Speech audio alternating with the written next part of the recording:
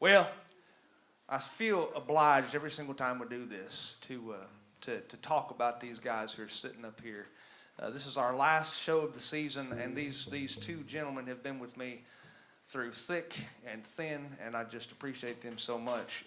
What they would never tell you up front is that the kind of music that they cut their teeth playing is a music called straight ahead jazz, and they never really get a chance to milk that and show off what they can do, and that's what jazz is all about. It's all about showing off, which is why Southern Baptists like me weren't allowed to play it when I was a kid.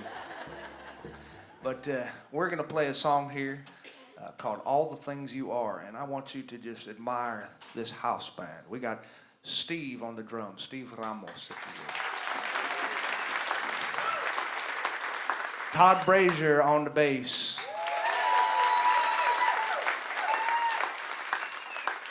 And I am Groucho Marx here on the piano.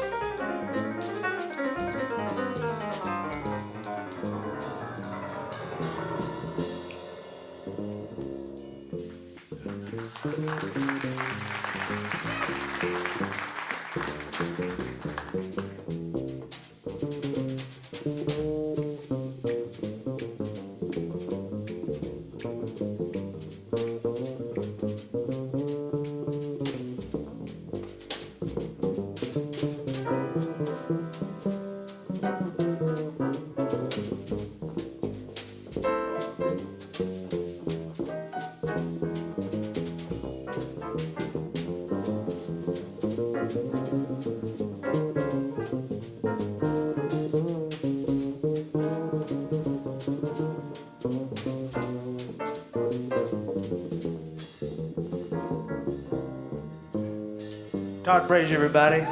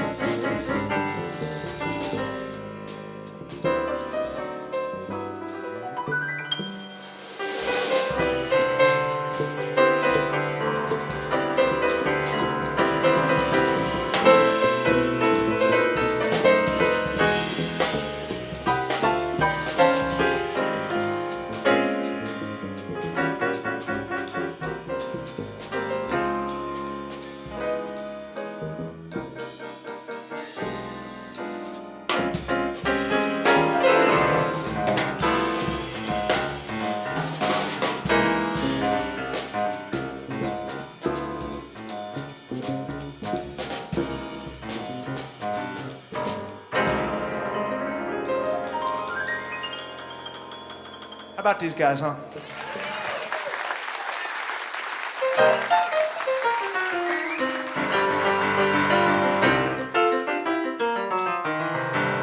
Let's go down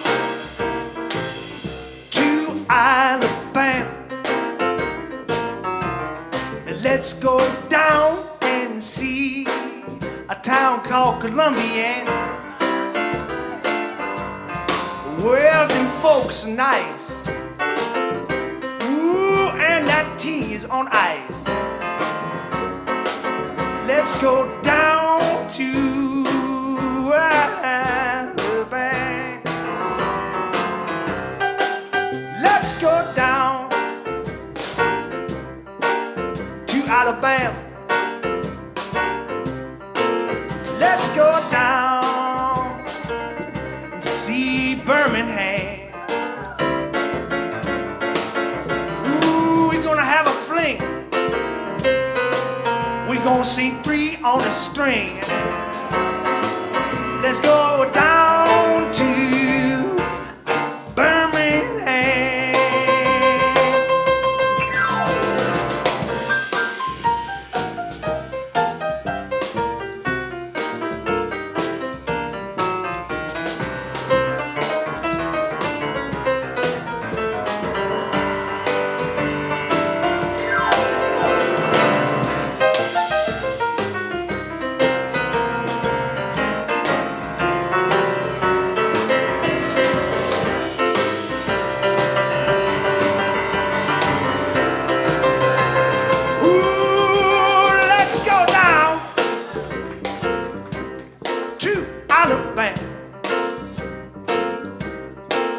Let's go down,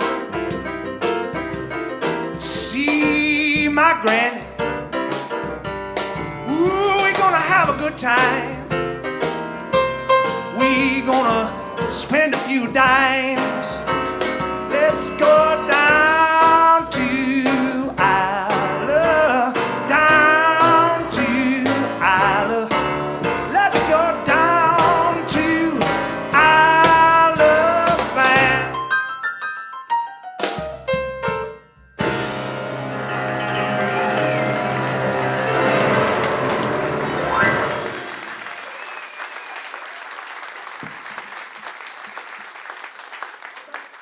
Well, thank you.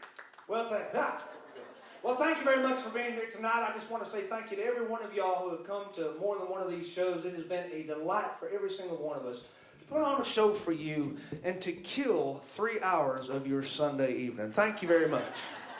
Tonight is a very, very special night. I pulled out all the stops and I brought all my good friends here tonight.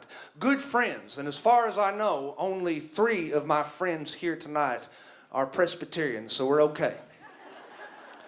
I love Presbyterians, I really do. Presbyterians, like my daddy used to say, are really just Southern Baptists who want to drink but can't afford to be Episcopalians. Does that ever get old? I don't know. But I love Episcopalians too. I don't know if we have any, but they're very spiritual people. Very spiritual people. Wherever 2 or 3 are gathered, there's a 5th. Tonight we have here on the keys Mr. Stephen, and he's going to have to help me say his last name. Where are you, buddy? Come on out here. How do you say your last name? Potasic. Potasic. I knew it sounded like a vitamin. Give him a hand if you would. Kind of sounds like, a vital nutrient in the human body. Yeah, I'm good for you. Have you gotten enough Potasic today? And we also have Mr. Dwayne 2. Where are you, Dwayne 2? Guitar player extraordinaire.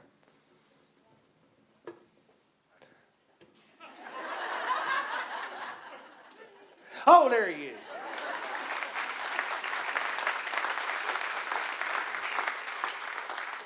This man can make that box get up and sing. Last night we played together, and man, you should have seen it. We got a standing ovation. Now, the standing ovation was moving toward the exits, but it was still a standing ovation. We also have Brother Aaron Peters out here. Brother Aaron Peters.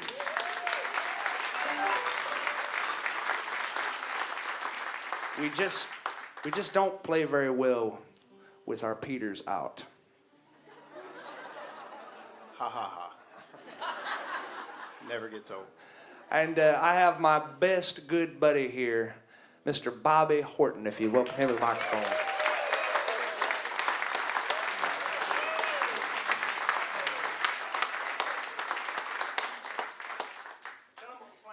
Yeah. I'm so happy to be here. I'm honored that Sean would ask me to be here. And I'm going to share with you just a few little tunes and give you the backstory at the same time. Yeah. Now this one, you know the melody because most of us were kids and we sang, I'm bringing home a baby bumblebee. Y'all remember that? Huh? Do you? Okay. Well, this melody was written in 1863, but these words that we're about to deliver today were written a little bit later, and it was written by a fellow who was a census taker. And his beat was in the Ozark Mountains of Arkansas. And it was raining really, really, really, really, really hard. And so he saw a cabin up on the hill, and he asked somebody, who lives up there? He says, well, I know there's an old man up there, but I don't know. He said, anybody else? No, I don't know. So he had to walk all the way up there in the rain. And when he got up there, this fellow was fiddling, much like one of these. And it was raining so hard, and he was fiddling in the door facing because that is the only place it wasn't leaking. And he said he was happy as a pig in poo. He really was. So the census taker, after he saw that sight, went back and wrote these words. And so now you know the rest of the story. A 1, 2.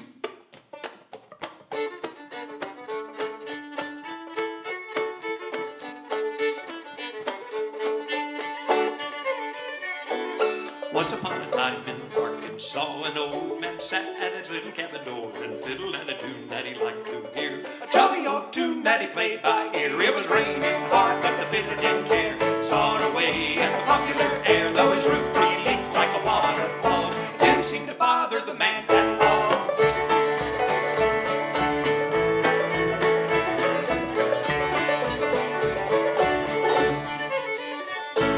A traveler was riding by that day and stopped to hear him practicing the way. His cabin was afloat, his feet were wet.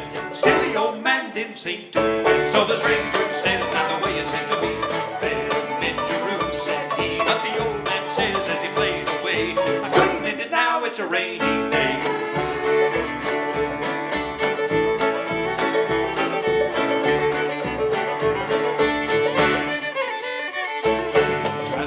light, that's all quite true. This I think is a thing for you and who. Busy on a day that is warm and bright. Patch the old roof till she's good and tight. But the old man kept on a-playing at his reel, tapping around with his leathery heel. Get along, says he, or you give me a pain. The cabin never leaks when it does not rain.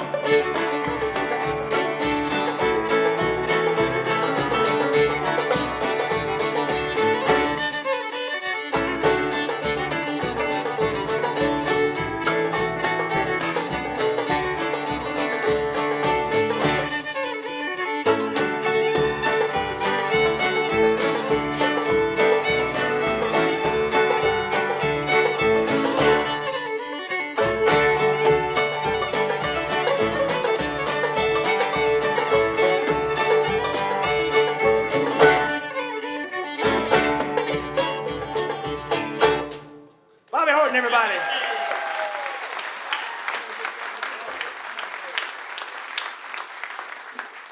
Now, Bobby, you're going to tell us about this song, Sally Garden.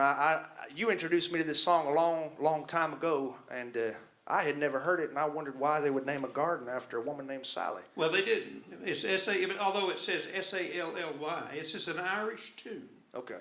And it comes from the Gaelic word Salic, S-A-I-L. Sally. E-A-C-H, Salic. But the Salic garden was a willow garden, willow trees. And every small town in Ireland had a Salic garden outside of town because they would peel the willow and it would tie the straw to make the thatch roofs. So there was a Salic garden in right outside of every little town. And so now, here's another one of those rest of the stories. And so this couple in this song, this is a very old Irish tune, used to meet by this Salic garden. What is it you say often that might not be?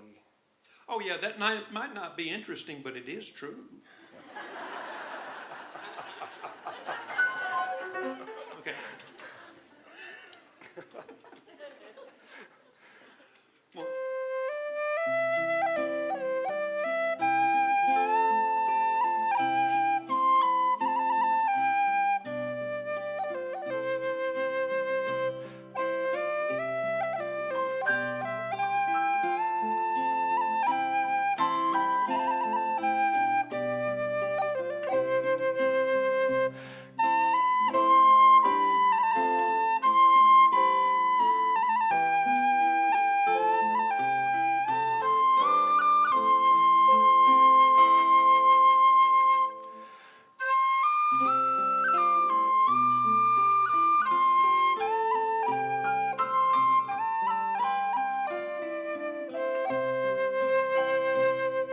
Down by the Sally Gardens, my love and I did meet.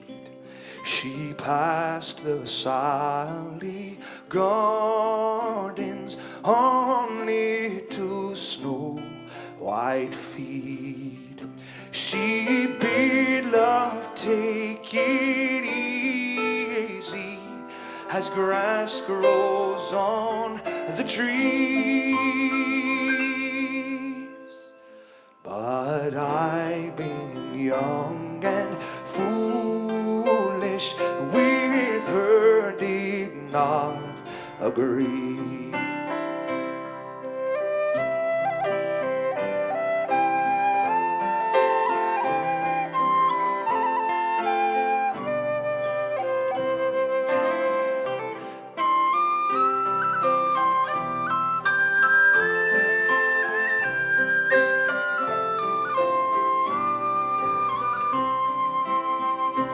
In a field by the river, my love and I did stand, and on my leaning shoulder she placed her snow white hand.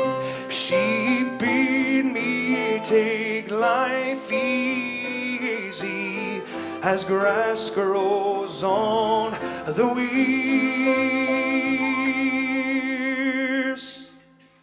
But I, being young and foolish, and am not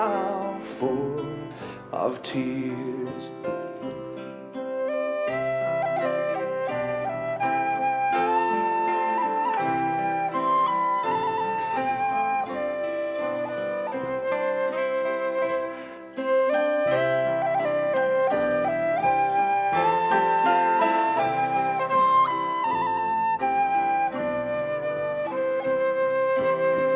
She bid me take life easy as grass grows on the weirs.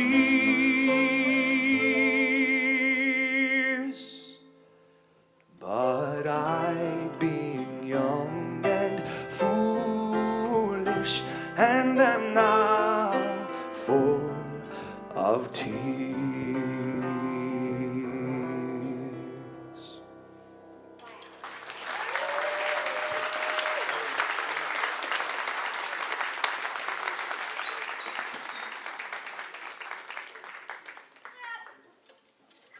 Tell you so much, Sean.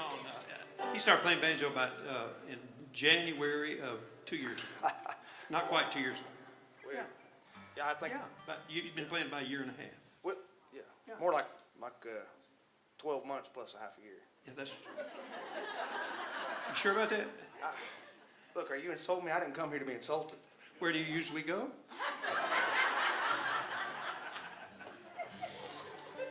This song, Bobby taught it to me the first time. I remember going into his den, and his den is littered with musical instruments. I don't know, if anybody doesn't know Bobby, I'll just go ahead and be the one to let the cat out of the bag. This is the man who has composed, even though he won't call himself a composer, and contributed the music to all of the Ken Burns films. Right there. If you have watched baseball, if you've watched Lewis and Clark or the National Parks, or any of the movies that he's produced, this guy right here is the one who provided that soundscape.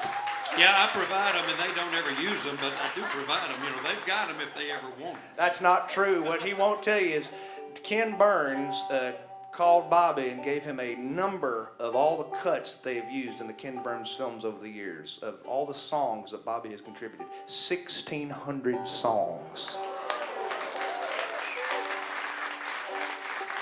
I walked into Bobby's den and I saw him sitting there playing this banjo on his knee. And I thought, that looks like a walking, talking folk song to me. And Bobby's house is littered in instruments of all kinds. You got banjos, you got violas and violins and cellos and trumpets and valve trombones and timpanis and all sorts of things. Chimes, bells. Am I missing anything? The ballron, the snare drum from 1700. Well, he borrowed my whistle to play yeah. a while ago. Yeah, his whistles. That's mine. Yeah. And he was playing this song when I first met him, and beneath a kudzu of instruments. So this is Flop-Eared Mule. Yes, sir. You kick it up. 1, 2, 3, 4.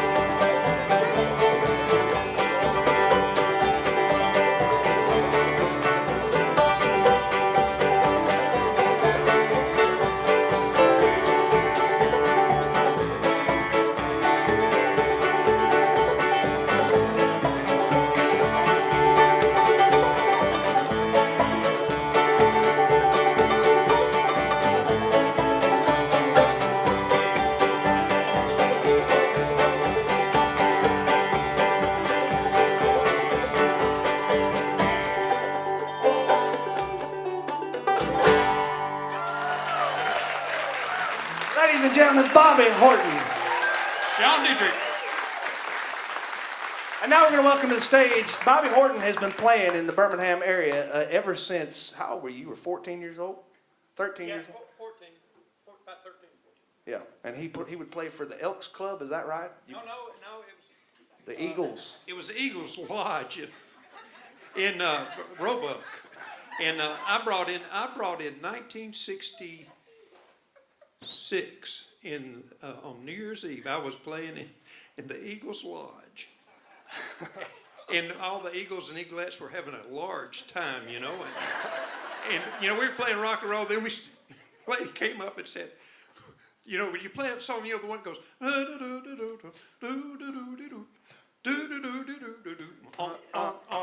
that? Yeah, Bunny hop. We played the bunny hop.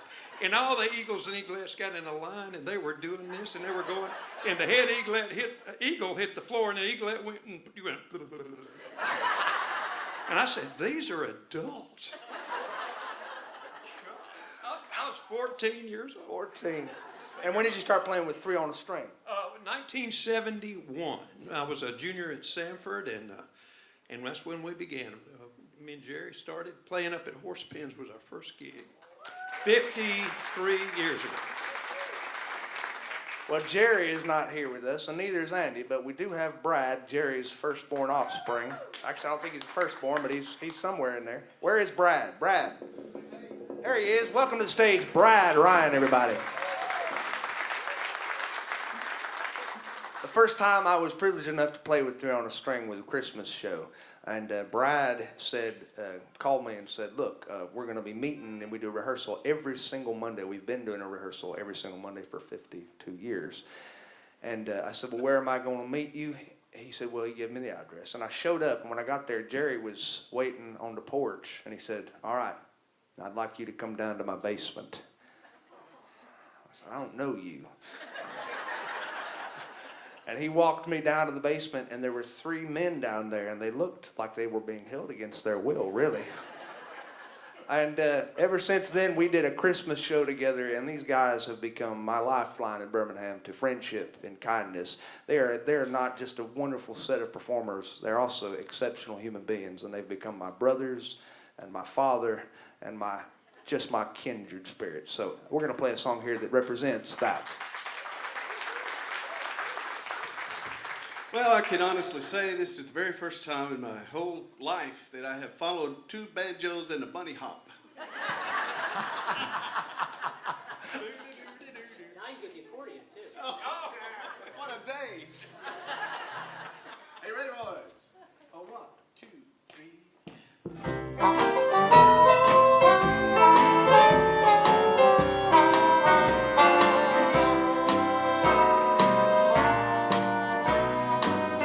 You got a friend in me. You got a friend in me. When the road looks rough ahead and you're miles and miles from your nice warm bed, just remember what your old pal said. Boy, you got a friend in me. Oh, you got a friend in me.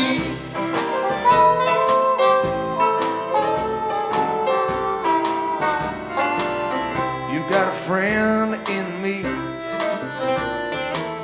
You got a friend in me. You got troubles, hey, I got them too, but there ain't anything that I would not do for you. We stick together and we see it through. Well, because of you, got a friend in me. Yeah, you got a friend in me. Some folks might be a little bit smarter than I am, bigger and stronger too. I doubt it, but none of them are gonna love you the way I do. Lord, it's me and you, Brad. And as the years roll by, our friendship will never die. Gonna see it's our destiny, because you got a friend in me, yeah, buddy. No, you got a friend in me, alright.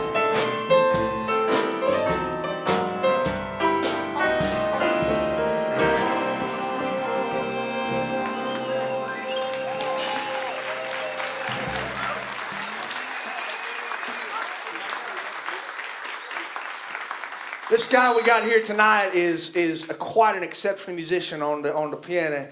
Stephen That'll work. Potassium. Potassium. The first time I've ever been called that, too. He's an exceptional songwriter. Where were you raised? Chicago, right? Chicago. And then you made your way to Indiana. Mm-hmm. And well, tell us a little. Oh, I've been, so long story short, was honored to be invited to the faculty of Samford University to start their music business program. And Wow. been doing that for 6 years. So music business. This is a guy who's been involved in the music business. And what, if you were to boil it down as a course description, what is music business? It's, you should probably go study nursing or something. Is that about right, Sean? Yes. I would say maybe proctology. And this is an original song you've been writing and playing, and you've played all over the nation, and you've been writing, singing with your wife too for a long time, correct? This is a song that we wrote together. Yeah. Really? All right. Well, we're going to clear the stage and let you have it, ladies and gentlemen. Stephen Potasic.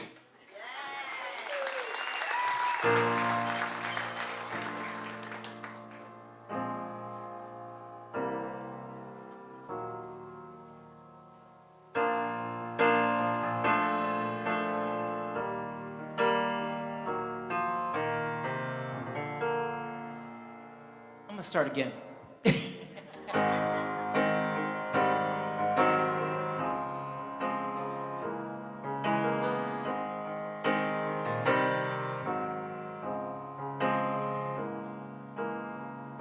It's 2 a.m. inside, these anxious thoughts of mine, and notions of peace are elusive as sleep, 'cause fear no longer hides, but world's coming apart. Despite this desperate heart that would do anything to somehow bring a light into this dark, but there's not much I have not yet tried, and time is running out. God, would you do what only you can do? There's nothing left to give, still everything's to lose. So God, would you do, God, would you do what only you can do?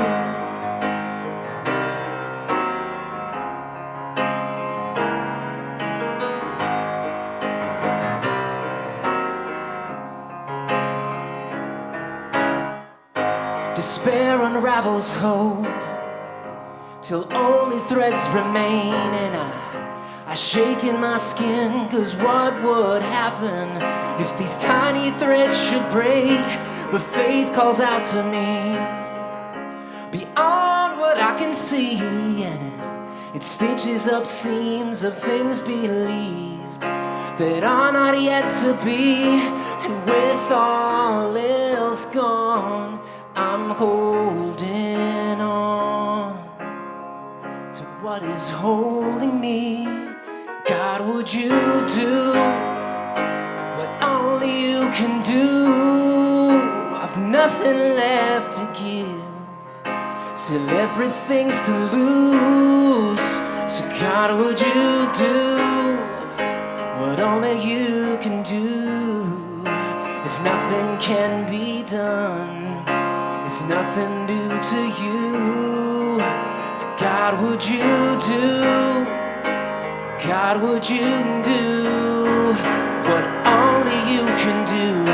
'Cause only you can plant the oceans, only you could part the seas, and only you and move this one for me.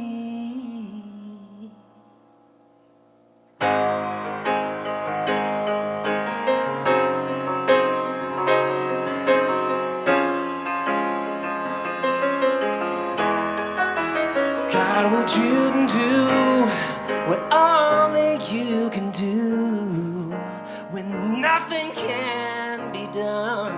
It's nothing new to you. God, would you do? So God, would you do? God, would you do what only you can do?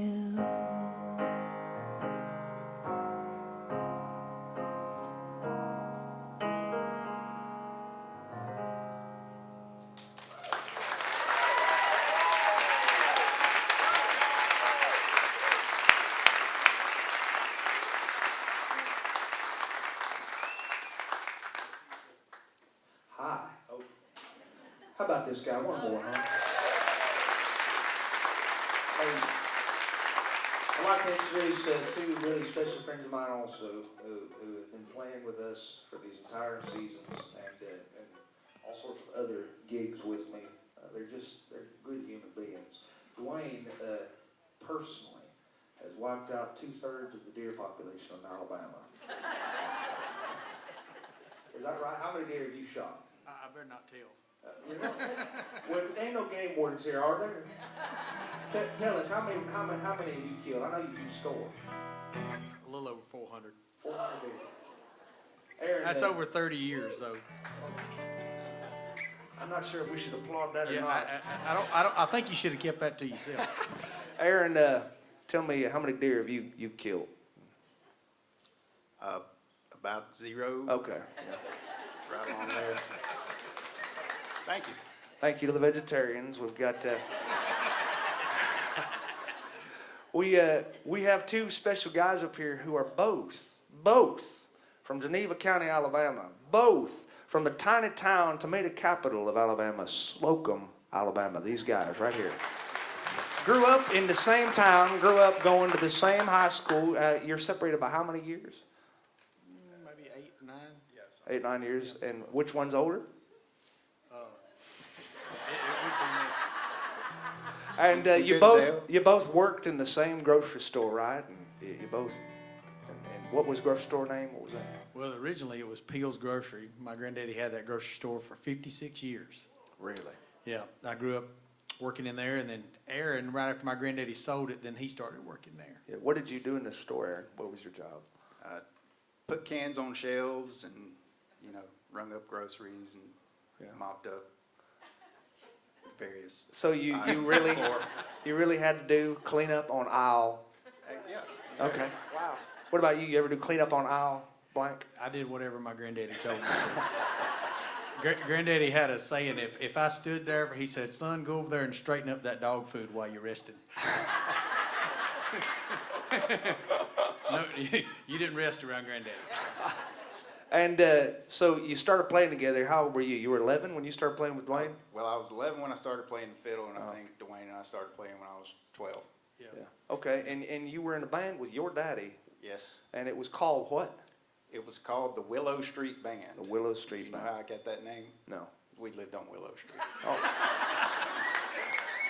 And what kind of music did you play? What kind of music was it? We played good old stanky country music. Okay. Merle Haggard. It was like a Merle Haggard tribute band, really. Well, it was. It really was. And since then, you've been playing together for this many years. And do you feel, when you're playing together, do you feel sometimes just like a little bit that you're looking at a younger version of Dwayne or a younger version of Aaron? Do you ever get that feeling like, gosh, I remember playing with them when they were that age? It's kind of like riding a bicycle, you know. Yeah. You ever look at Aaron and visualize him in diapers? Not today. What are you going to play for us? Let Aaron sing Wayfaring Stranger. All right. Wayfaring Stranger.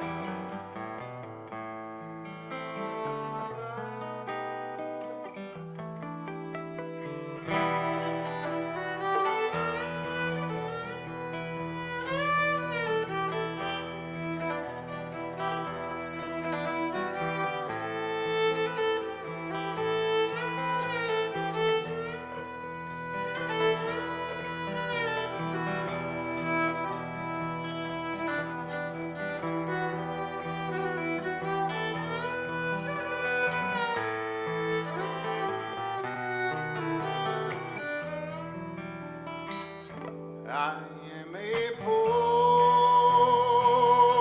wayfaring stranger, traveling through this world of woe. Be no sadness, toil, or danger in that bright land to which I go.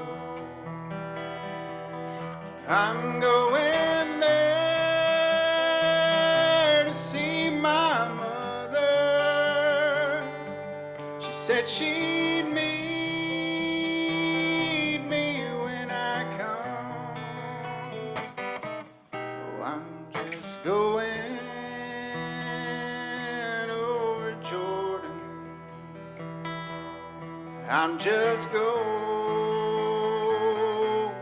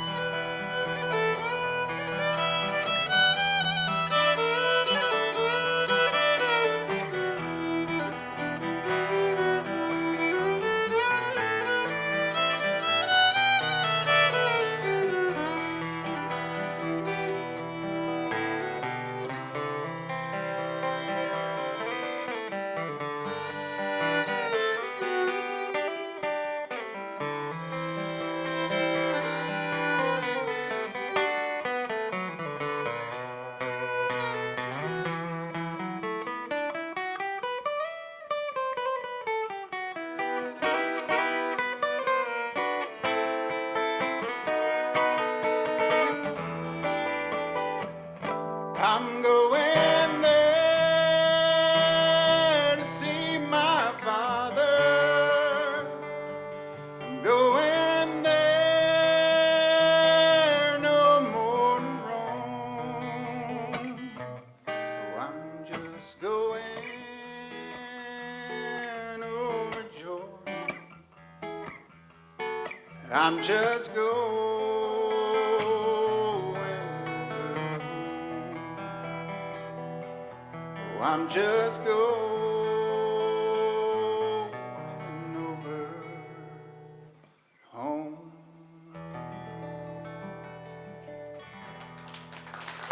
Thank you.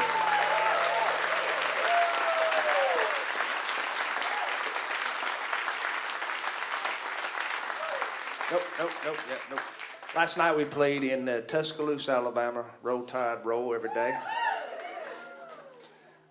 Sorry to say we have a lot of Auburn fans in the building. That's all right. We consider y'all to be part of the mission field.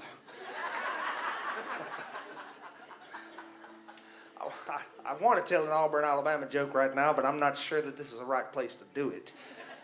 What do you think, Aaron? You're an Auburn fan. Tell them all you want. Did you hear about the Auburn cheerleader who put her infant up for adoption? I did not. Yeah, she said it wasn't hers. Yeah.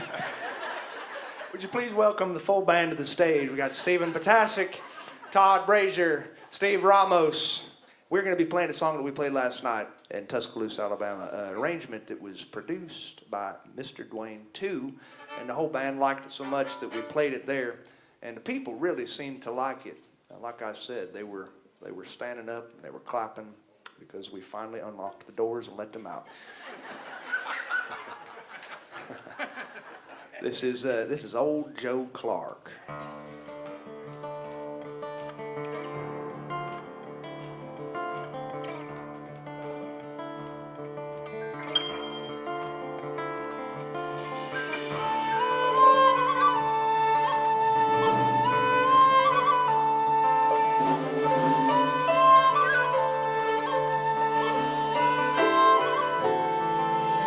Old Joe Clark's a fine old man, tell you the reasons why. Keeps good liquor around his house, good old rock and rye.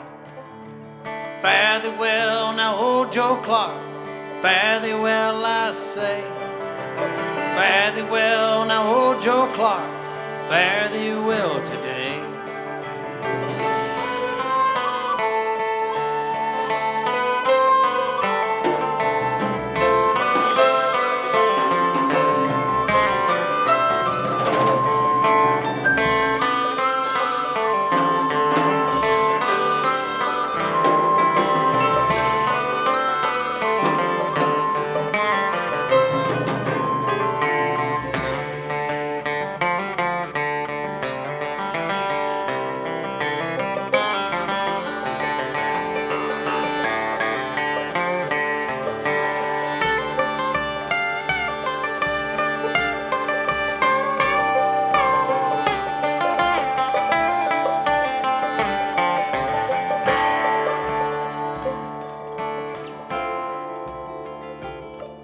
Well, old Joe Clark, he had a mule, his name was Morgan Brown.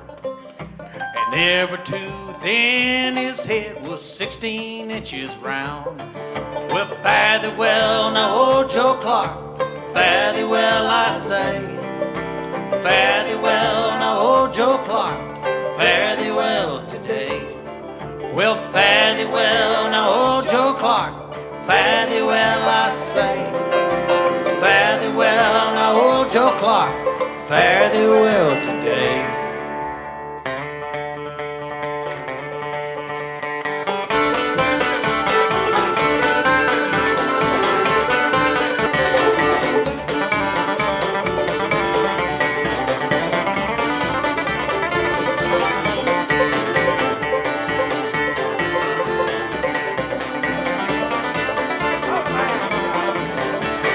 Fare thee well, now old Joe Clark, fare thee well, I say. Fare thee well, now old Joe Clark, fare thee well today. Well, fare thee well, now old Joe Clark, fare thee well, I say. Fare thee well, now old Joe Clark, fare thee well today.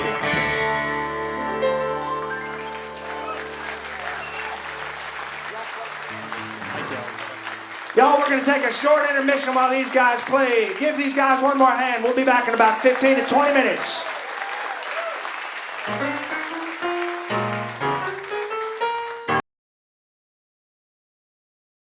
Playing something from eastern North Carolina, and this is a funny little song that has a wonderful message. And if you find it, please tell me what it is. But it's called Sourwood Mountain. 1, 2, 3.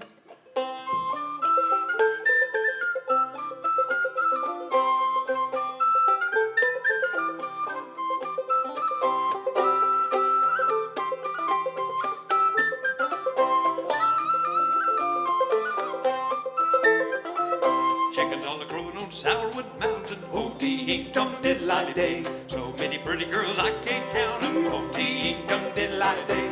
My true love, she's a blue-eyed dandy. O-dee-dum-diddly-day. A kiss from her is sweeter than candy. O-dee-dum-diddly-day.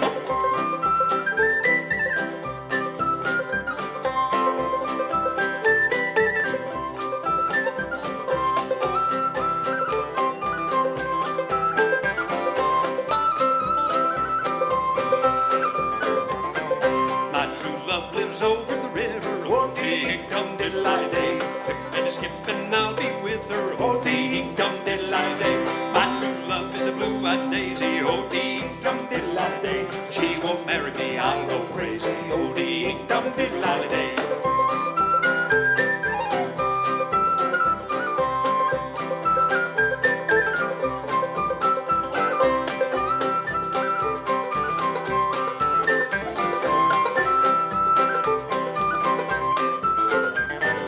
My true love is a sunburned daisy. O-dee-dum-diddly-day. Working, I don't lazy. O-dee-dum-diddly-day. Chickens are crowing on Sourwood Mountain. O-dee-dum-diddly-day. So many pretty girls I can't count. O-dee-dum-diddly-day.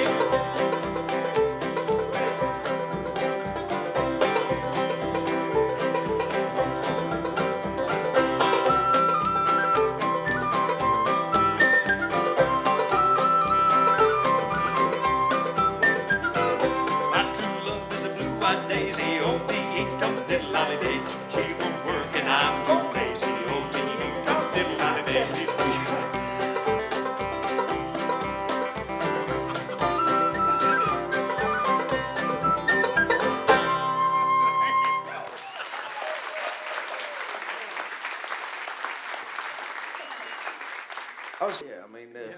reminds me of the time when I was first going in with you to the DMV, and they asked you, that lady came up and she said, do you have any ID? About what?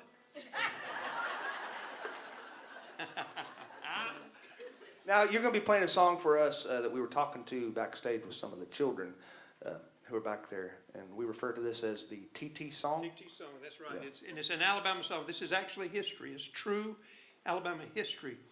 And you think of Selma, Alabama, and it was so very important in the civil rights movement of the 1960s. Everybody knew about Selma. And in the 1860s, everybody knew about Selma as well, but for a different reason. Because Selma is on the Alabama River, beautiful old southern town, and they had an arsenal there. I mean, a huge arsenal that produced everything that the soldier in the field would need to fight in that Civil War they were fighting. Well, everything except for food and clothing. And that was including gunpowder, cannon barrels, and gunpowder was made. The primary working ingredient in gunpowder is potassium nitrate. And you can check your chemistry book, but that's KNO3. Also known as saltpeter, more commonly called niter.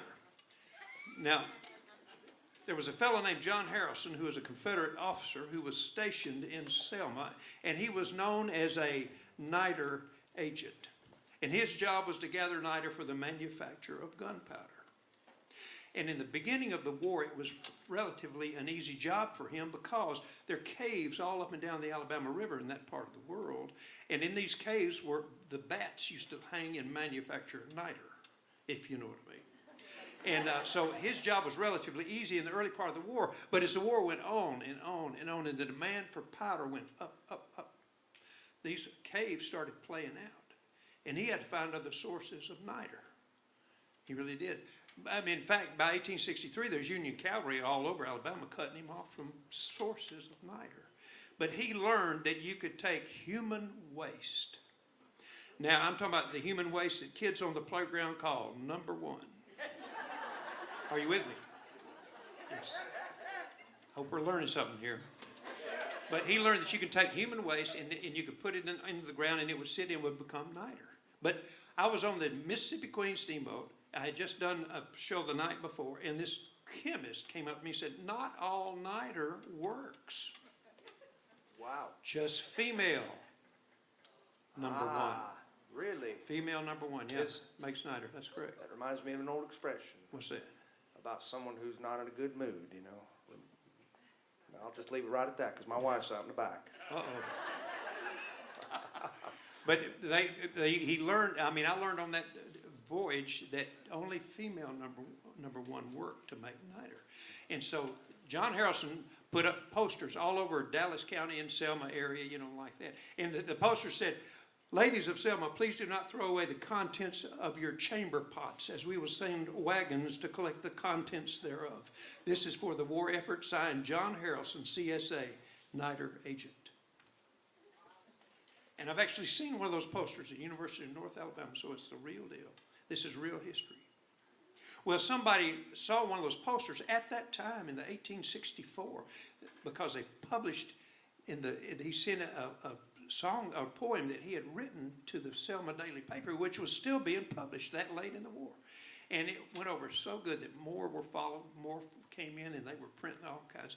This is the one poem that got put to music. This is true Alabama history.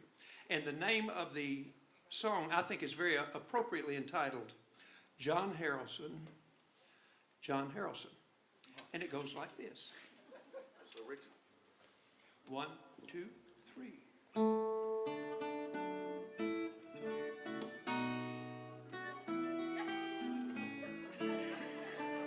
John Harrelson,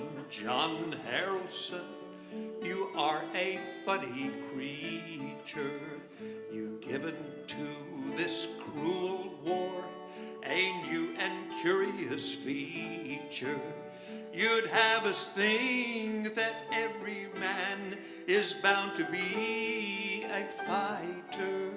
The women, bless the pretty dears, should be put to making niter.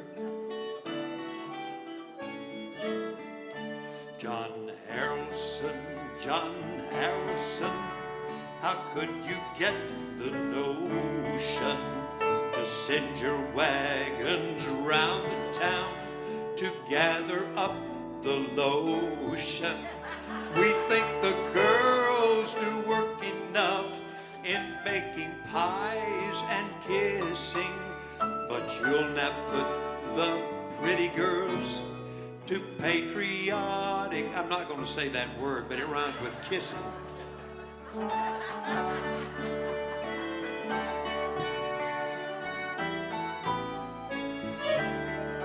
John Harrelson,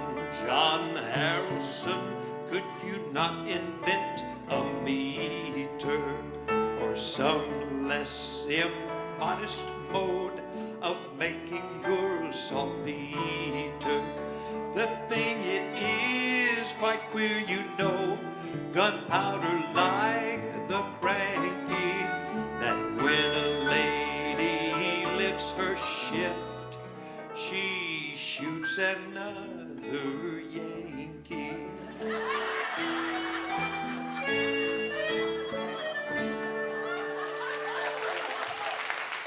Bobby Horton, everybody. Now we're going to turn it over to Stephen Potasek to play another tune for us with the band, with Steve Ramos and Todd Brazier. Stephen Potasek, give it up for him.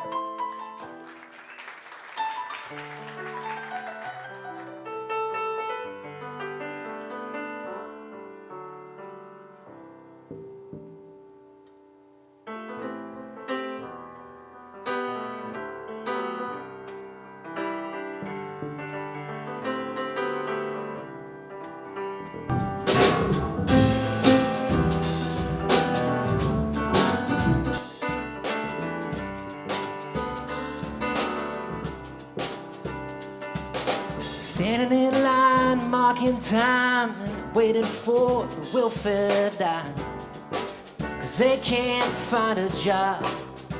The man in the silk suit hurries by as he catches the poor old lady's eyes, and just for fun he says, get a job.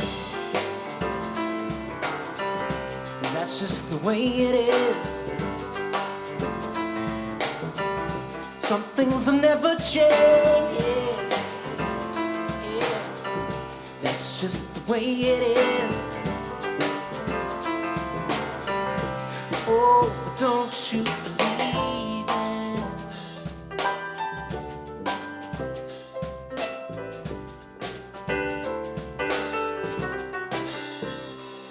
He said, hey little boy, you can't go where the others go,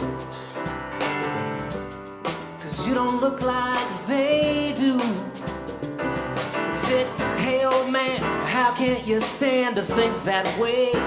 And did you really think about it before you made the rules? He said, son, that's just the way it is. Some things will never change. That's just the way it is. Oh.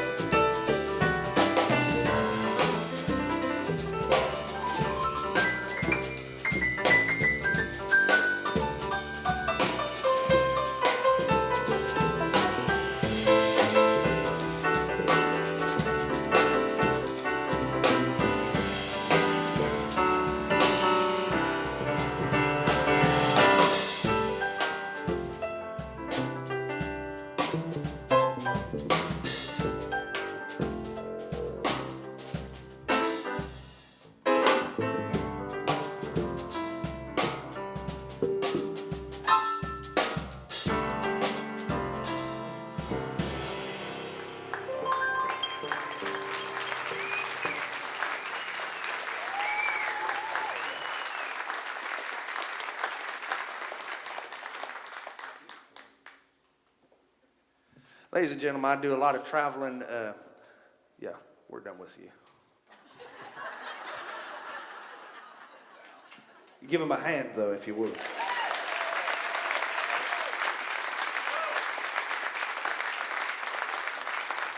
I really can't overestimate or underestimate, I really can't overstate how much fun this is for us, and particularly musically, and especially those two guys who've been here for every single thing that we have done, and they take any amount of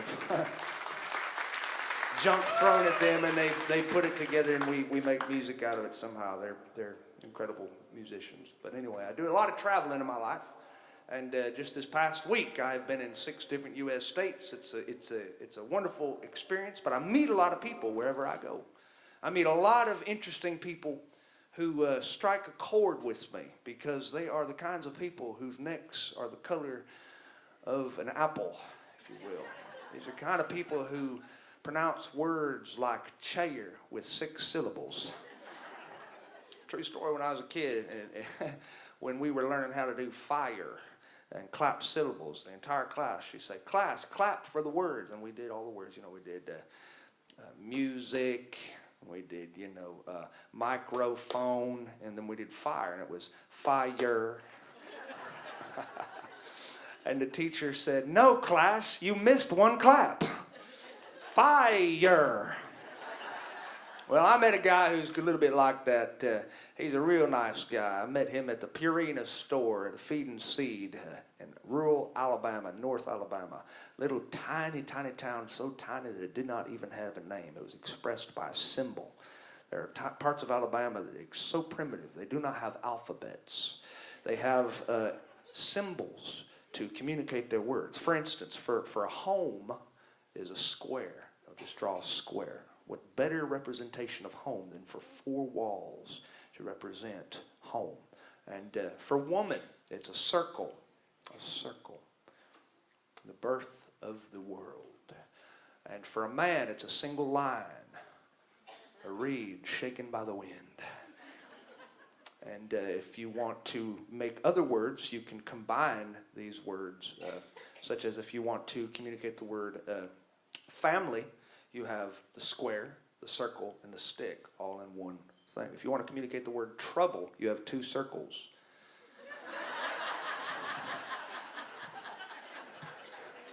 I met a man all the way out in the sticks at that Purina store, and his name was Zebulon, Lord Brigadier Sir Anthony Bartholomew Jones Rasenby III. Would you please welcome to the stage Mr. Zebediah?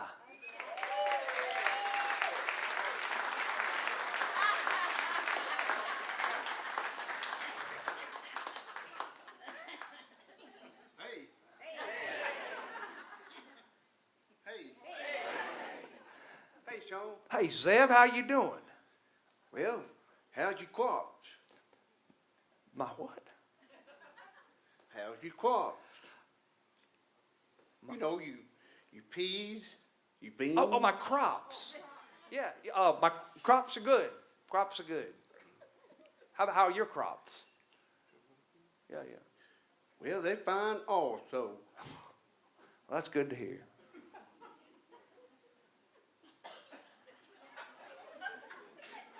How's your wife? My wife, she's very good. I'm happy to say, very good. How's your wife? She's fine too. She's putting on weight. Zeb, I don't. Well, she may not be putting on weight, but she sure is getting easier to see.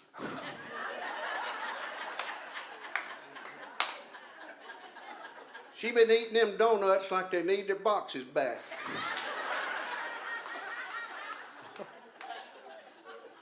But you know, she started working out. Really? Yeah, she started working out. She's been doing abs. Absolutely nothing. Is that right? You don't know how I met my wife?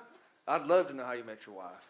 Well, first date I took her on, we went and saw midget wrestling. That's right. It was big night. They had a midget Elvis impersonator. He went by Elf-ist.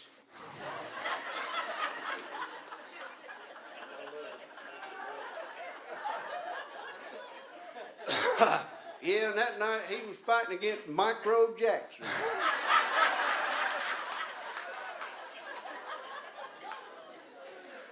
Oh my. Yeah, but I've had a big day today. Yeah, it's been a big Yeah. day for a lot of people. You Yeah, too, huh? I went up there, North Alabama, went up there to the Air and Space Museum. Really? Yeah. Yeah, there wasn't nothing there.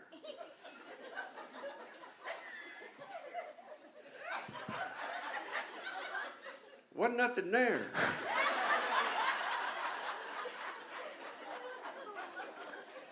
Yeah, and then I headed back home. Got hungry, so I stopped at McDonald's and ate a kid's meal. Huh? His mom was mad, boy. Is that right? Yeah. You know, I got me a new car. Really? Oh, you've needed a new car. Yeah, That old bad. one, yeah. Well, I don't like it all that much. You don't like your new car? No. Why not? It's weird. Well, tell me why. Well, it's got a button on there, says rear wiper.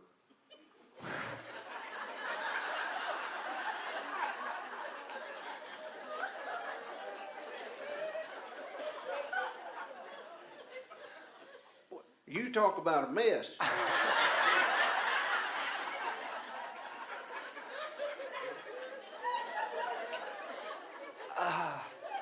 I'm not sure that's what it means, Zeb. Well, you know, I was almost back Birmingham and got pulled over by the cops. Oh, no. Yeah, Now, what were you doing? he told me I looked suspicious.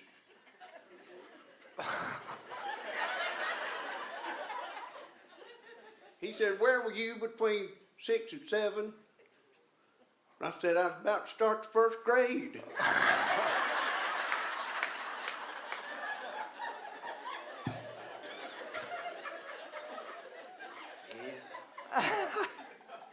Yeah, and then you know, it's almost Christmas time, getting close. Oh, I know it. Have you been preparing for Christmas? Well, I went and got my wife her Christmas present, but I think I'm gonna have to take it back. Really? Why is that? Well, I think it's gonna be too small. Well, what'd you get her? Well, I got her a new prosthetic leg. I think it's gonna be too short. But that's not a big deal. It's not her main gift. It's just a stocking stuffer.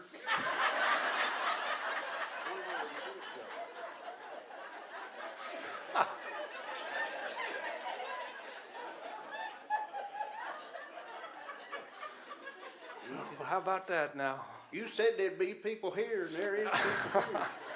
Yeah, there's some. They're looking for you. Well, you know, I wound up down by the zoo. The zoo, the Birmingham Zoo? I love to go to the zoo. Oh, man, I love it too. I like the snakes. The snakes? Yeah, that's my favorite part. Really, the snakes? Yeah, reptiles. Reptile. Yeah. I've been worried about them. About the snakes? No, the reptiles.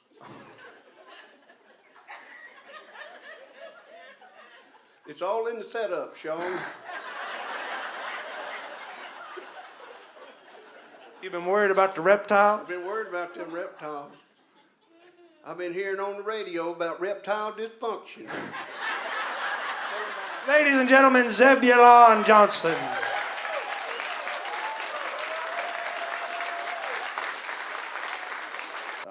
We wanted to do something a little bit special, and since you're here, it's good. We've been doing this for 2 years now, coming and doing these shows, and they don't come together easily. Basically, what happens is we all show up at around 1 o'clock, and everybody's got things to say, everybody's got things to talk about, and they're all just chattering. It's a lot like herding rabid cats, and they're all just kind of running around. And God bless George, the sound guy. He runs around on a little scooter. You might have seen him because he broke his ankle I guess 2 years ago about, and he still rides on that scooter because it gives him speed. And so he buzzes around this place on that scooter, just, And he sets up this whole stage with the sound equipment and with the monitors and the microphones and everything to be just so. He does that all the time. He prepares for like this show, half of the week. And then you have Mr. Bruce Andrews, who pretty much runs this whole place and puts everything that you enjoy here in Columbiana on. And also this show, and he's the first one, more importantly, who ever believed in me. Bruce Andrews was the first guy when I very first performed in Columbiana, when the Shelby County Arts Council was in this little tiny brick building just over yonder, about the size of a water closet. Bruce Andrews came up to me and he said, "You know what, you really ought to start doing a show." And I said, "Me perform? Are you kidding me? This was just a one-off." He said, No, you really ought to put that together. And I took his advice because he's a very wise man. Just ask him. And I did. We put together a show, and Jamie and I, my wife and I, we've been doing that for 10 years, traveling around the U.S., doing kind of what we're doing tonight, only much less organized. And it's Bruce who I have to thank. When I was, the first time I went on the Grand Ole Opry, the first thing I saw when I walked out onto the stage, I had told this story to a whole lot of people about Bruce Andrews helping me get started. And I walked out onto the stage of the Opry, and I saw a young woman in the front row holding up a big sign that said, "Thank you, Bruce." And it meant so much to me. I cried because Bruce is a beautiful human being. And Dakota runs our sound. He's not here tonight, but Dakota is also a phenom with his ear. And so we wanted to give these guys a few awards for dealing with all of the, pardon my language, for all of the crap that we bring them. We bring them a lot of human fecal matter every week that they have to polish and somehow make right every week. So, come on in here, Aaron. We got some awards together. For Bruce, we have the Golden Plunger. Bruce, where are you? Bruce Andrews, are you out there? Where's Bruce? Someone go get Bruce. And we got for George, there's Bruce, and for George we got here, the Golden Axe. In case you decide that you want to de-man anybody up here or chop off their head. This is just a token of our appreciation for everything you do. Where are they? It'd be a lot easier if I could hand it to somebody.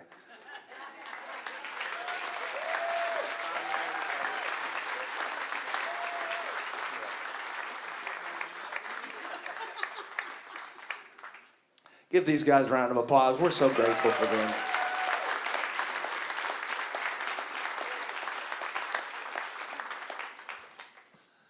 I would like to play a song with Bruce and the band. This is a song that's one of my mother's favorite songs. So it's hard for me. I don't know if I'll be able to get through it, but I believe it's a song that depicts the essence of friendship and the essence of what it means to, what are you hunting for? Oh, gotcha.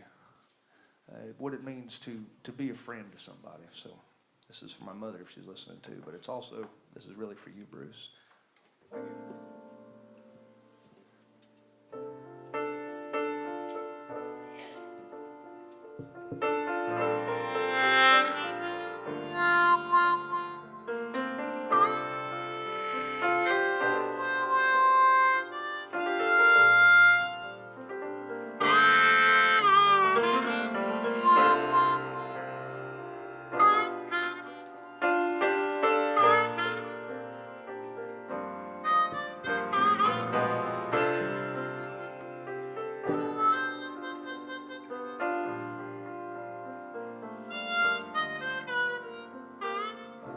Ain't no mountain high, ain't no valley low, ain't no river wide enough.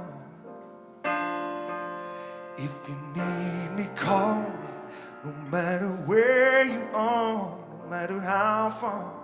Don't worry, baby, just call my name. I'll be there in a hurry, you don't have to worry, 'cause baby, there ain't no mountain high. Baby,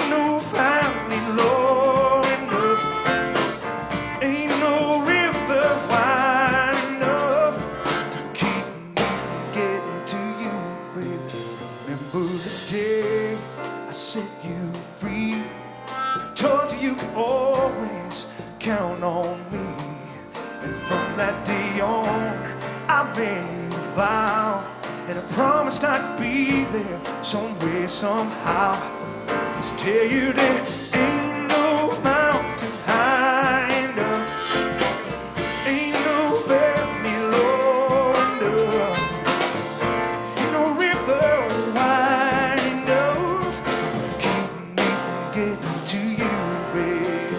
No wind, no rain, no winter snow can't stop me, baby. 'Cause you are my lover. If you ever in trouble, call for me. Ain't no mountain high enough, ain't no valley low enough, ain't no river wide enough to keep me from getting to you, babe.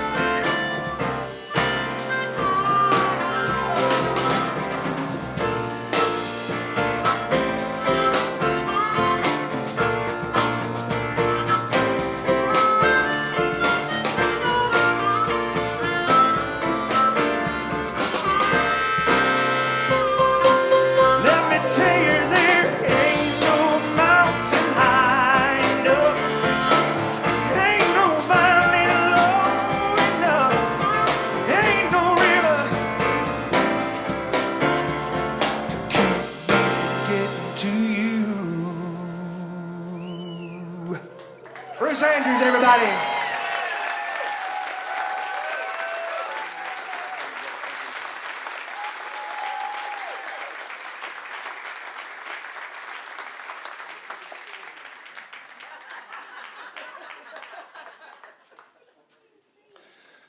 Well, I grew up, my first exposure playing music was at the Red Dog Saloon.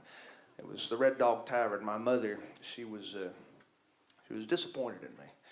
She was disappointed in me because she was a staunch fundamentalist Baptist who just really, she put the mentalist in fundamentalist. She could just kind of play with your head a little bit, you know. She was tight. She was a tight woman. She would go to any church that opened the doors, any single church. And when those doors would open, she would be the first person sitting in the pew, and she'd be the first person down at the altar, even though she never did anything wrong in her entire life. We lovingly referred to her as a Presbyterian Methodicostalitarian.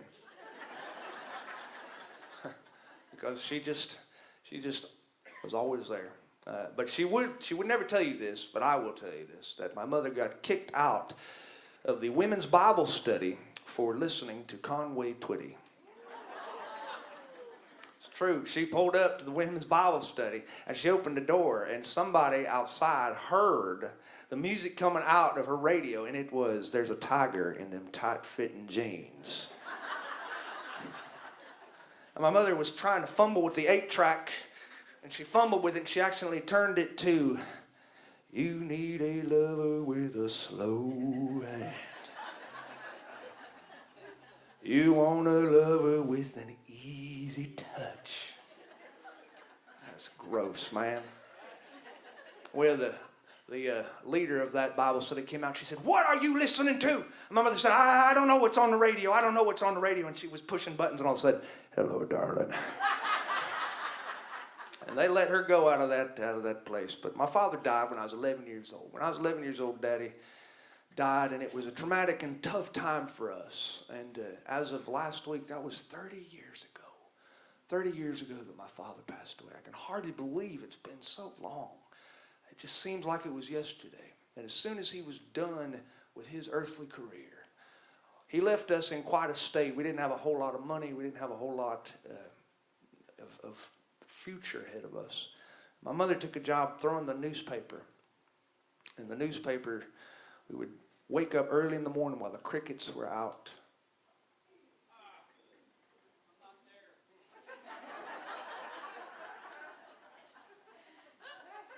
We would wake up in the morning when the crickets were out.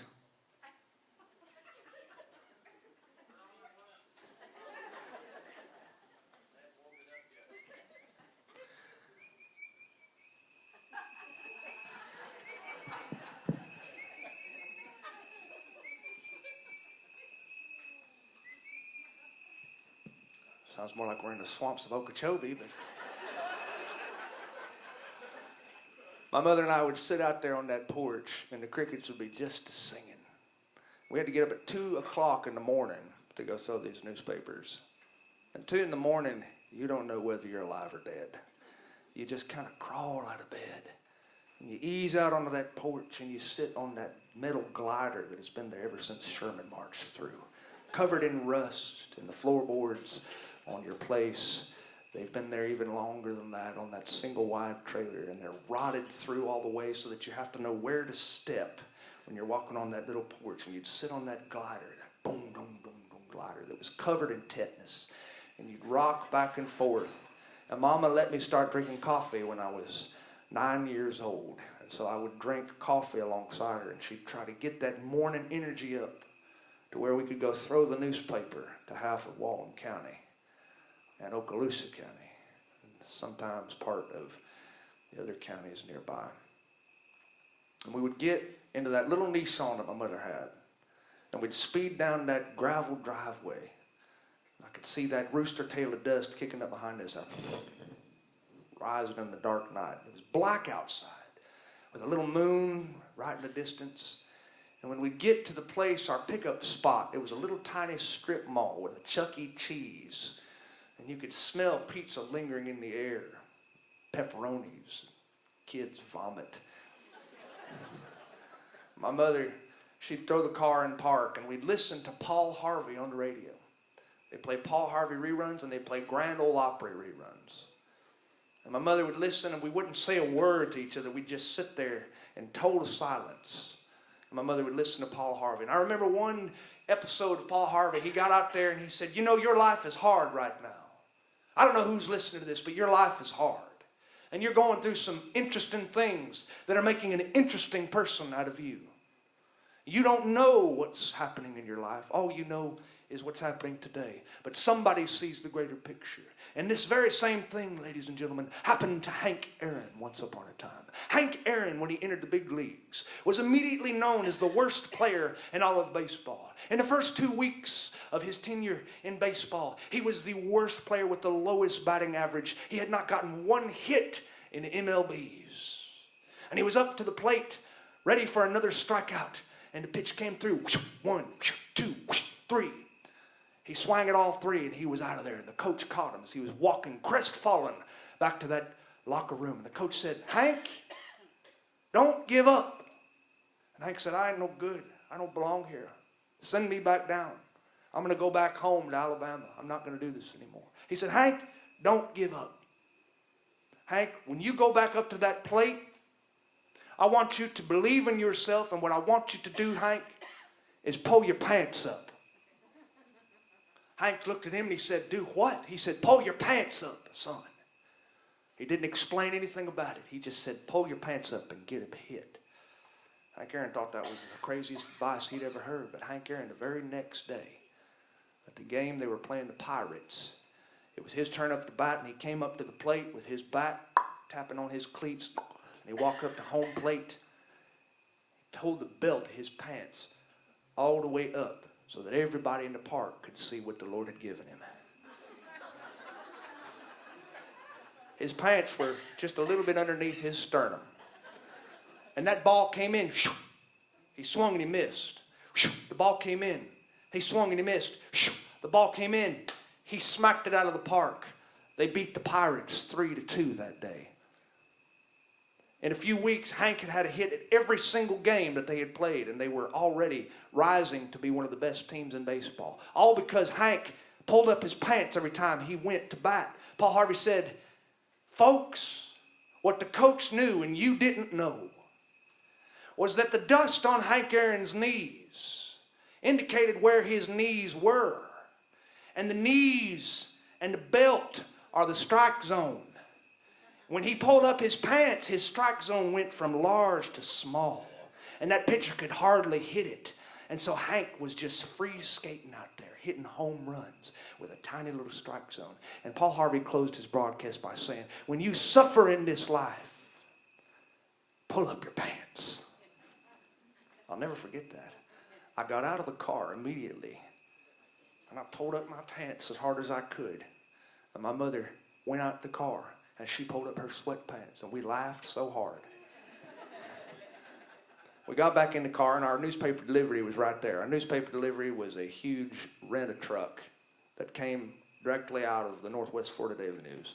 And a forklift was on the back of the truck, and the forklift would descend and lift up its forks and pluck them into that pallet and lift up that pallet of newspapers and bring it over to my mother's Nissan. This pallet of newspapers was roughly the size of a Waffle House.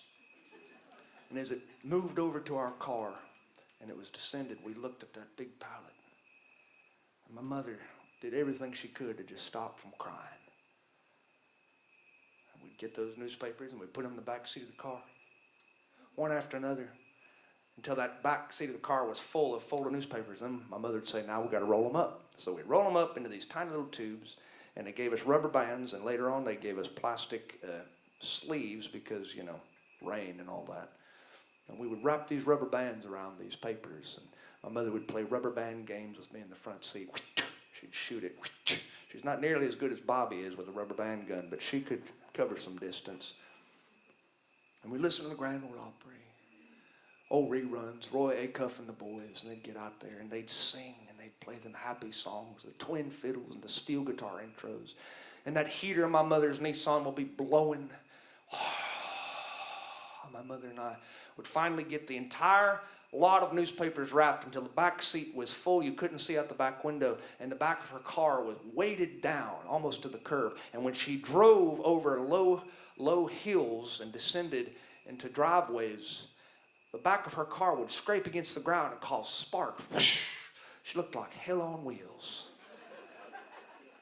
And we threw newspapers to most of Walton County and some of Okaloosa County.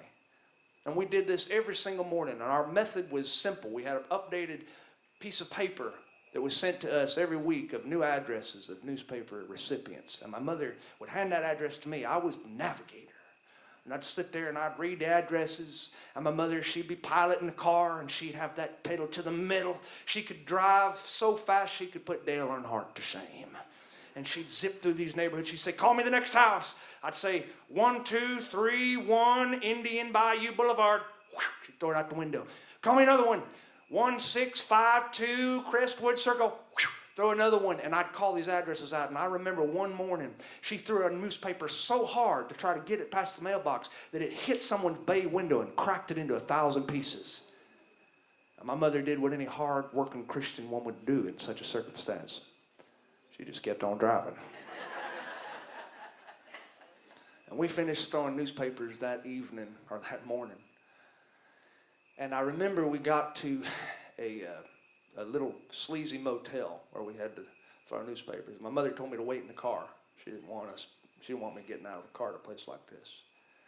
And she threw the newspapers to each one of these rooms of the people who were sitting out on their patios smoking cigarettes and sitting in lawn chairs.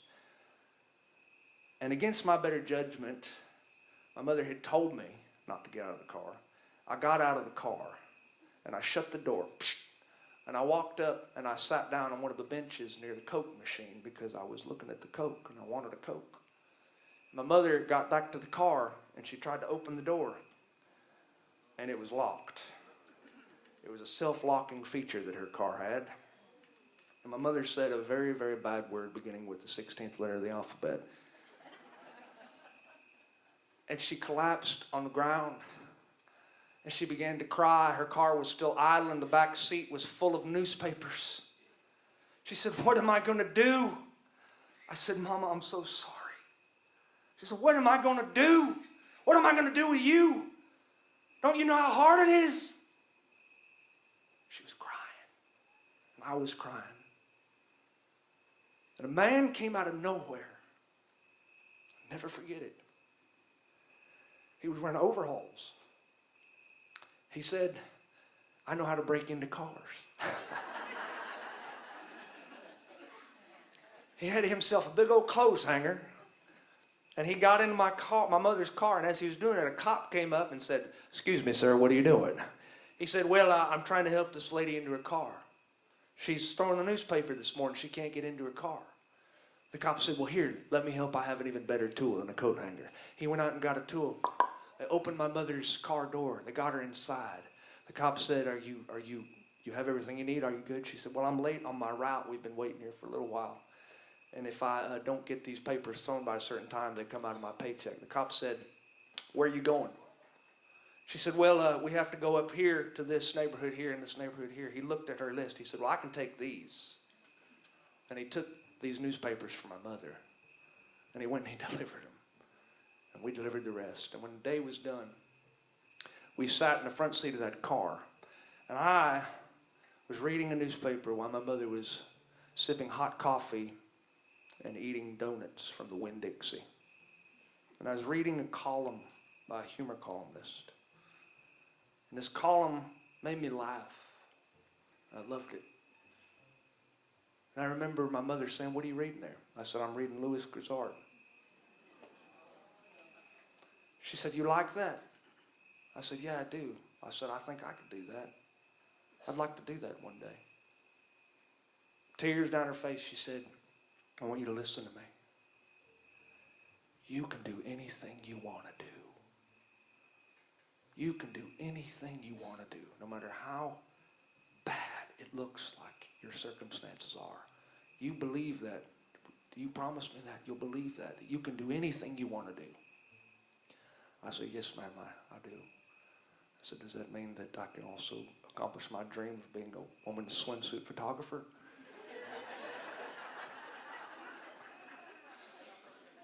I'll never forget it. And on the 30-year anniversary of my father's untimely end, I look back at my own life and I see my mother's advice living itself out. She said, I can do what I want to do.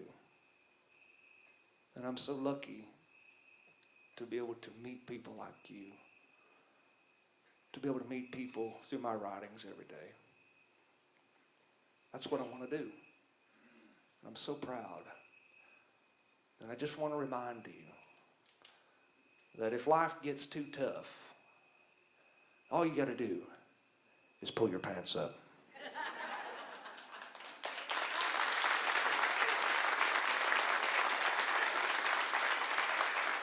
I'd like to sing a song here in honor of my father's 30th year of him passing.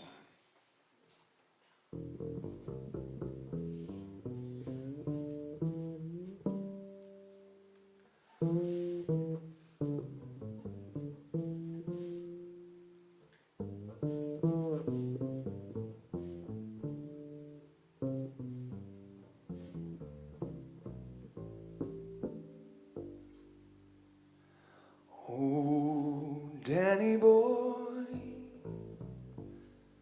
the pipes are calling from glen to glen and down the mountainside. The summer's gone and all the leaves are falling. It's you, 'tis you, must go and I must die. But come ye back when summer's in the meadow,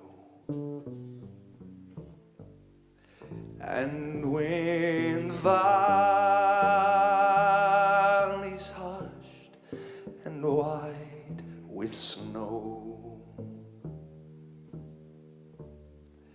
Yes, I'll be there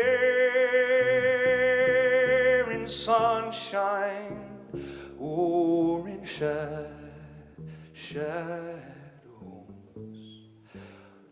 Oh, Danny boy, oh, Danny boy, I love you so.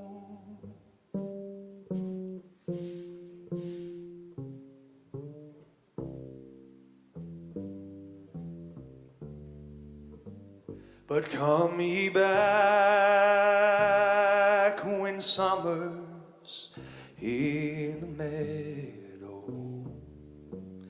Oh, when the valley is hushed and white with snow.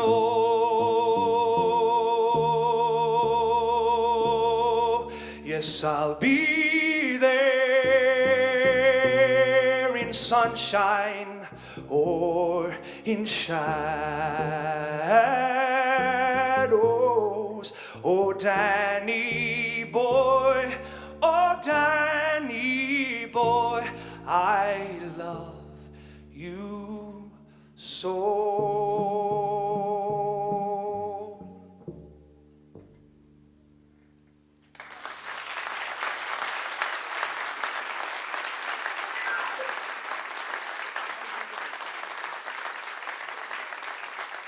All right, well, I appreciate that very much. We have a really special gift for you tonight.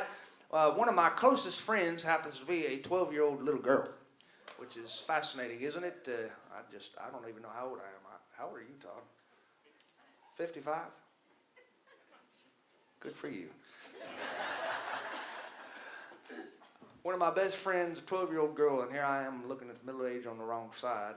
And I met her, many of you know, I met her outside of a place called Bama Bucks in North Alabama, in Boaz, Alabama, or is it Albertville? I'm not sure. And it's basically a log cabin / Cracker Barrel / wild game eatery. And across the street they have a huge pen where they raise deer. And they also serve deer on the menu. When I walked in the very first time, I looked at the menu and I asked the waitress, I said, "What's with the deer pen across the street?" She said, "You ever been to Red Lobster where you reach in and pick out your own lobster?" Okay. And welcome to Alabama. Then I pulled up, and a young girl had written me. She was 10 years old at the time. She'd written me a narrative about her life and about some of the things she'd gone through. And I guess her teacher had been reading her some of my stuff. And I told her teacher I'd like to meet this little girl if I could. Well, at the time she was in St. Jude's Hospital and suffering, really suffering, I guess. Thank God she got over it. And when she finally did, they agreed to meet me, although God knows why. And I met them at Bama Bucks across the street. And while we were eating Bambi, I remember sitting across from her, and I knew that we would be spirit siblings, if you would, or spirit uncle and niece. I don't even know what it is you call it that we have. When she ordered ranch salad dressing for her fried chicken. Because I am a big ranch man. I believe in ranch salad dressing. I believe it is the spice of life, the American condiment. I went over to Italy not long ago. When I was in Italy, they served me some breadsticks, and I was about to raise my hand. My wife said, "Don't do it, don't do it, don't do it."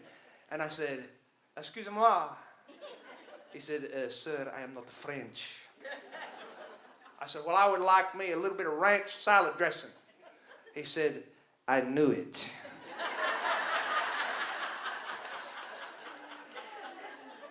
When Becca ordered this ranch salad dressing, I knew this little kid and I, we were going to get along. We were going to get along, and we really do. I love this child with all my heart. She has two wonderful parents who adopted her and saved her life.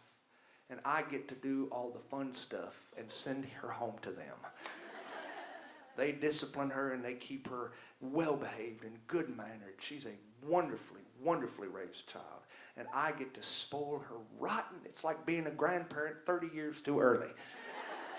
But ladies and gentlemen, she has a voice like a canary. And I would like it very much if you would welcome my good friend Becca Butler to the stage.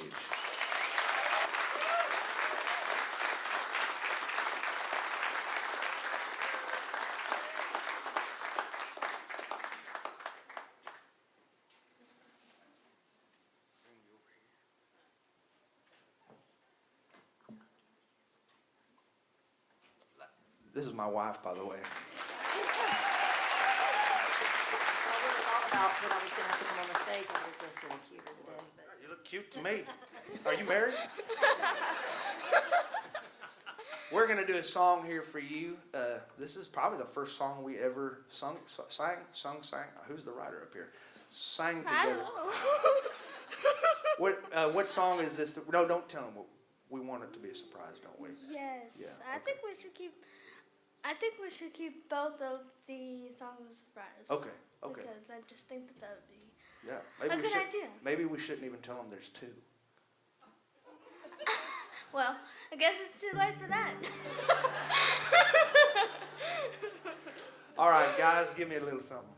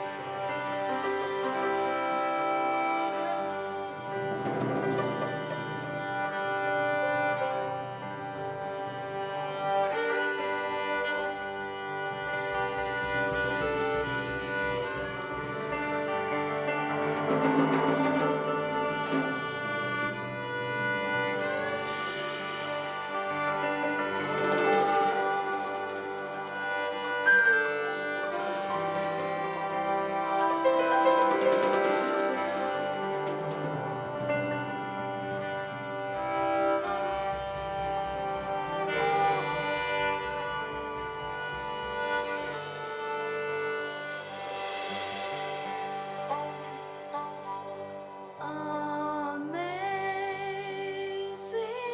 grace, how sweet the sound that saved a wretch like me. I once was lost, but now I am found.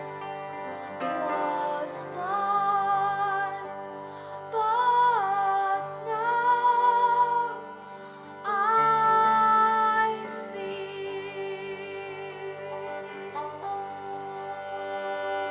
'Twas grace that taught my heart to feel.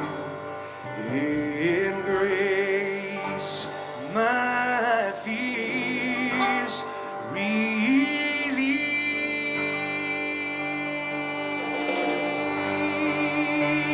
How precious did that grace appear the hour I first believed.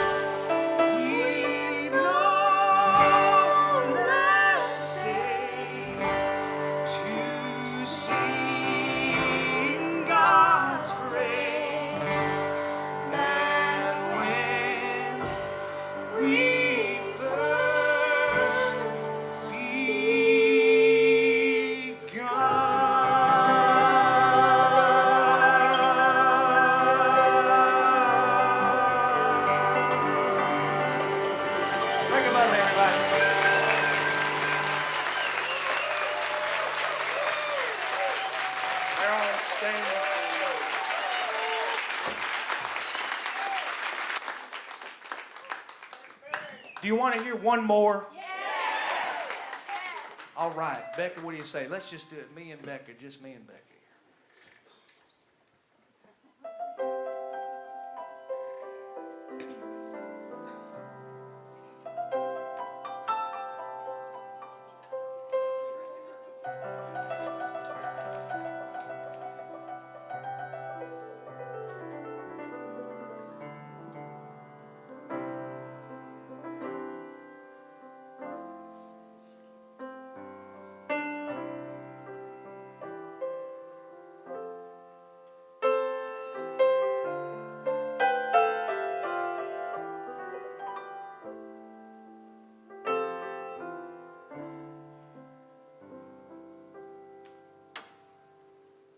Somewhere out there beneath the pale moonlight, someone's thinking of me and loving me tonight. Somewhere out there, someone sing a prayer that we find one another in that big somewhere out there. And even though I know how very far apart we are, it helps to think we might be wishing on the same bright star. And when the night wind starts to sing a lonesome lullaby, it helps to think we're sleeping underneath the same big sky. Somewhere out there, if love can see us through, then we'll be together. Somewhere out there, out where dreams come true.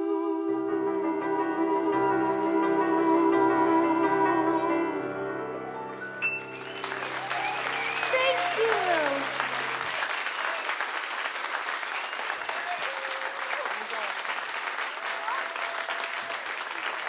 Give her one more hand, everybody.